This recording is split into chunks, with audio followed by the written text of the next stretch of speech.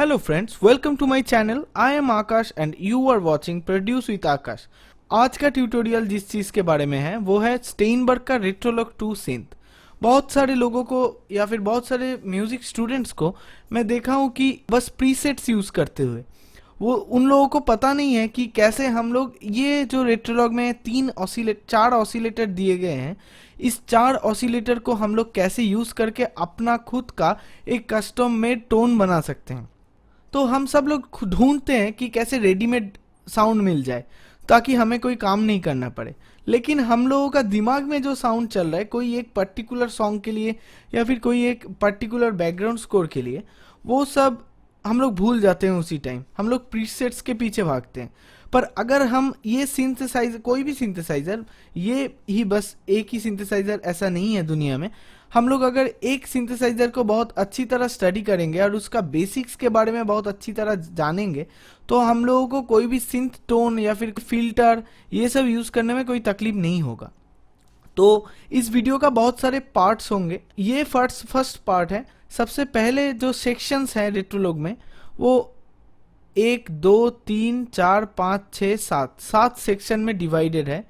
ये 3 पेजेस है, जैसे कि ये है सिंथ पेज, और दूसरा पेज में चले गए तो यहाँ पे आएगा इसका आरपीजीओ या फिर आर्प पेज। दूसरा पेज में चले गए तो हम लोगों को मिलेगा इफेक्ट्स पेज, जिसे हम लोग बोलते हैं स्पेशल इफेक्ट्स। तो ये तीनों पेज है। सबसे पहला जो रेट्रोलॉग खोलते ही हमें जो दिखाई देगा वो है कि इफेक्ट्स।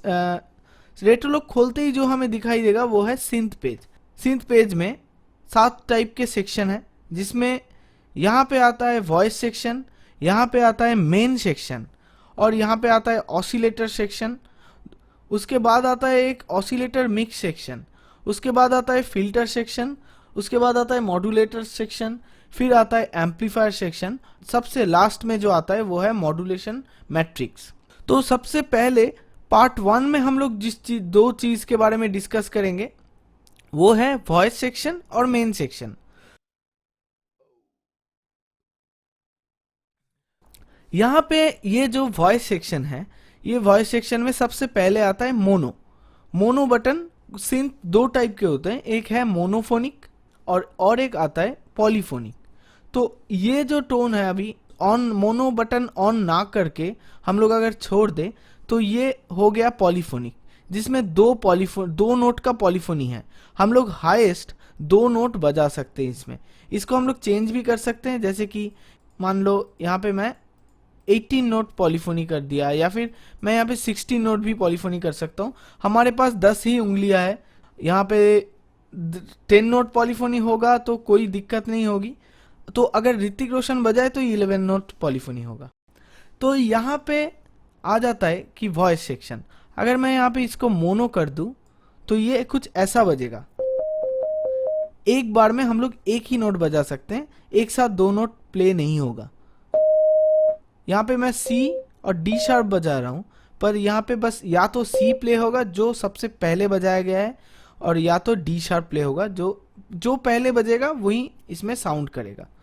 तो इसमें आता है और एक ऑप्शन जिसका नाम है रीट्रिगर। रीट्रिगर को अगर हम लोग दबाएंगे, ऐसे कि हम लोग जब सी प्रेस करके डी शार्प प्रेस कर रहे हैं तो सी वापस से नहीं बज रहा। अगर मैं यहाँ पे रीट्रिगर को दबाऊंगा, जैसे मैं यहाँ पे सी को बजाया हूँ, सी को बजाते बजाते अगर मैं डी शार्प को प्रेस कर दिया तो डी शार्प बजेगा। अगर मैं डी शार्प को छोड़ दिया तो वापस सी में लौट आएगा।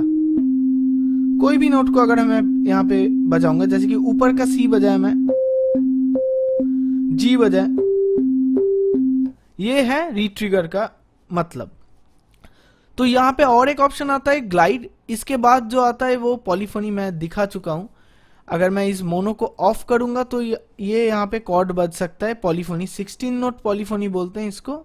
इससे हम लोग बढ़ा भी सकते हैं या फिर घटा भी सकते हैं, आपकी मर्जी, आपके पास कितने उंगलियां हैं उसके ऊपर।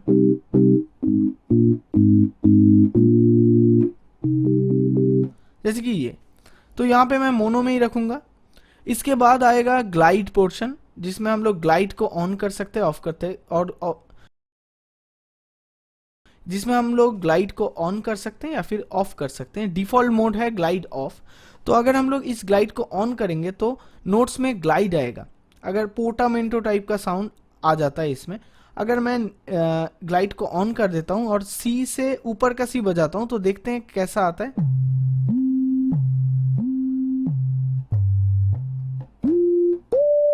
तो यहाँ पे एक प्रॉब्लम आता है, ग्लाइड तो होता है लेकिन ग्लाइड अगर मैं ऑन करूं, ये जब ऊपर से नीचे का नोट बजाऊंगा मैं, ये बजा के अगर मैं नीचे का सी बजाऊं तो ये ऊपर से नीचे आएगा।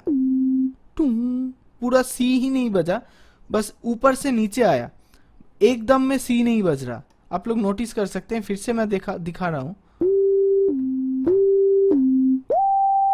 एकदम में वो नोट नहीं बज रहा, बस नीचे से ऊपर एक ग्लाइड होके बज रहा है। तो वो अगर मैं नहीं चाहता तो यहाँ पे फिंगर्ड बटन को ऑन कर दूंगा, तो उससे क्या होगा, ये नोट ऐसा कुछ बजेगा। ग्लाइड तो होगा, पर जब मैं एक सिंगल नोट को प्ले करूंगा तो ये ग्लाइड होके नहीं नीचे आएगा या फिर ऊपर जाएगा, लाइक सिंगल वो ही नोट बजेगा, जैसे कि ये। और अगर मैं एक नोट को प्रेस करके दूसरा नोट पे जा रहा हूं तो तब ग्लाइड हो जाएगा। उसके बाद आता है ग्लाइड टाइम। एक ग्लाइड का ड्यूरेशन क्या होगा वो डिसाइड करता है ये नॉब। जो अगर मैं ग्लाइड को थोड़ा बढ़ा दिया 582 मिलीसेकंड या फिर 568 मिलीसेकंड, तो ये ग्लाइड लंबा हो जाएगा।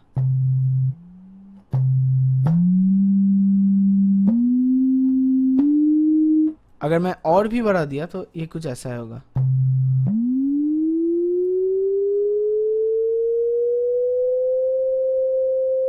Like this. तो और एक बटन आता है इसमें जो इसका नाम है वॉइस मोड। इसमें 4 मोड रहते हैं, लास्ट, फर्स्ट, लो, हाई, और डिफॉल्ट मोड है इसमें लास्ट।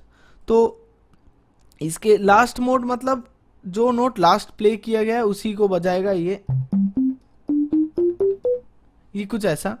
इसके बाद अगर मैं यहाँ पे फर्स्ट मोड पे चला जाऊं तो एक नोट के बाद अगर मैं एक नोट को प्रेस करके दूसरा नोट बजा रहा हूं तो वो नहीं बजने वाले। लाइक यहाँ पे मैं डी शार्प प्रेस कर रहा हूं पर डी शार्प नहीं आ रहा और कुछ भी नोट नहीं आएगा। तो उसके बाद आता है लो। अगर मैं सी से इसको ऐसे जी में बजाऊंगा, नीचे का जी, यहां से यहां तक, तो ये साउंड करेगा। अगर मैं सी से ऊपर जाऊंगा, लाइक सी से डी शार्प बजाया, तो ये नहीं साउंड करेगा। सी को प्रेस करके नीचे का जी बजाऊंगा तो ये बजेगा। पर अगर मैं सी को प्रेस करके डी शार्प बजा रहा हूं तो ये नहीं बजेगा। बस मैं यहाँ पे नीचे आ सकता हूँ, ऊपर नहीं जा सकता। ये कुछ नहीं होगा, कुछ काम नहीं होगा ये वाला, पर नीचे का काम होगा। तो और यहाँ पे है हाई। इससे पहले मैं जो दिखाया उसका एकदम उल्टा है ये नीचे का नहीं बजेगा, बस ऊपर का बजेगा। लाइक यहाँ पे सी से मैं नीचे का जी बजाऊंगा तो वो नहीं बजेगा। अगर मैं ऊपर का जी बजाऊं तो ये बजेगा। Like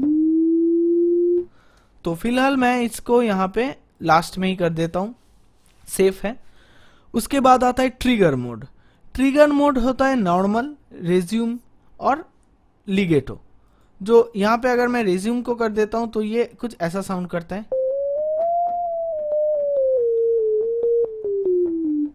like this. और अगर मैं इसको लिगेटो में कर देता हूं तो ये लिगेटो साउंड करेगा।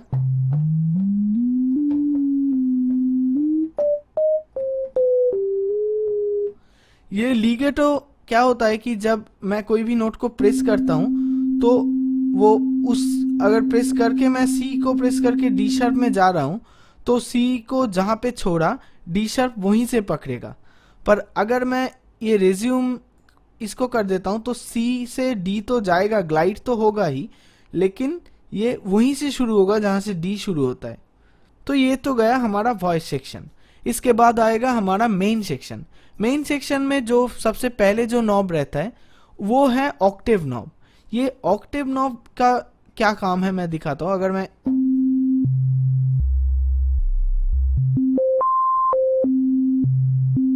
तो ये अलग अलग ऑक्टेव को प्ले करेगा। हम लोग सेट कर सकते हैं कि मिडिल से कौन सा ऑक्टेव बजेगा। उसके बाद आता है की फॉलो, जो कि है कुछ ऐसा।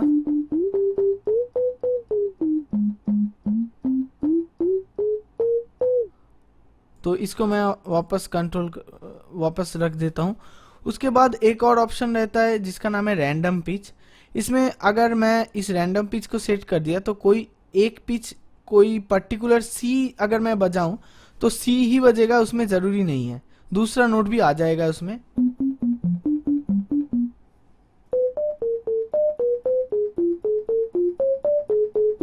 लाइक दिस, इसमें कुछ भी बज सकता है। तो ये कुछ अलग सा दूसरा टाइप का साउंड बनाने के लिए यूज हो सकता है। यहाँ पे सब कुछ काम में आता है, ऐसा कुछ नहीं है कि this is not right, this is useless, nothing is useless. कोई भी सिंथेसाइजर में लाखों करोड़ों पॉसिबिलिटीज होते हैं। ओके।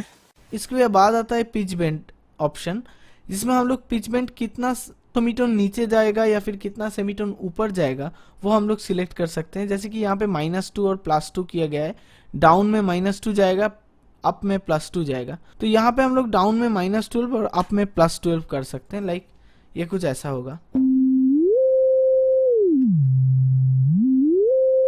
कुछ ऐसा। इसके बाद आता है ट्यून पोर्शन, जिसमें मेन ट्यूनिंग होता है, जो पूरे सिंथ का जो ट्यून है वो इसी के द्वारा कंट्रोल किए जाते हैं। इसमें फिलहाल 440 हर्ट्ज है, हम लोग इसका चेंज भी कर सकते हैं ट्यूनिंग। तो फिलहाल मैं यहाँ पे 440 हर्ट्ज में ही रखूंगा, क्योंकि 440 हर्ट्ज में ज़्यादातर अभी गाने रिकॉर्ड होते हैं। अगर मैं 440 हर्ट्ज से थोड़ा सा भी निकल जाऊं तो यहाँ पे दूसरे इंस्ट्रूमेंट से ये थोड़ा अलग साउंड करेगा, ये थोड़ा बेसुरा लगेगा। इसके बाद आता है वॉल्यूम। वॉल्यूम जो मेन वॉल्यूम है, मास्टर वॉल्यूम है इसका। तो ये गया हमारा वॉइस सेक्शन और मेन सेक्शन। पार्ट 2 में हम लोग डिस्कस करेंगे ऑसिलेटर सेक्शन और फिल्टर सेक्शन के बारे में। तब तक stay tuned, thank you for watching and मेरे चैनल को सब्सक्राइब करना ना भूलें।